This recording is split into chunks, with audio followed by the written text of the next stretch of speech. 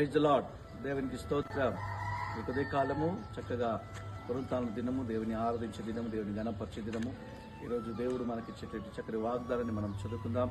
కీర్తన గ్రంథం 42వ అధ్యాయంలో మరి వాక్యం ఈ విధంగా సెలవిస్తోంది. మొదటి వచనాన్ని చూసినట్లయితే, దుప్పి నీటి వాగుల కొరకు ఆశపడినట్లు దేవా నీ కొరకు నా ప్రాణము ఆశపడుచున్నది.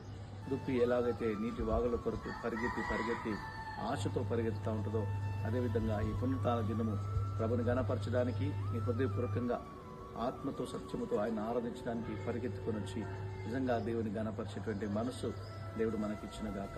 ఈ పునరుత్థాన దినము ఆయన కృప, ఆయన సన్నిధి, ఆయన కాపుదల మీకు మీ కుటుంబాలకు దేవుడు అనుగ్రహించిన గాక. మందిరానికి రండి, ప్రభుని గణపరచండి, ప్రభు దీవెనలు పొందుకోండి. God bless you.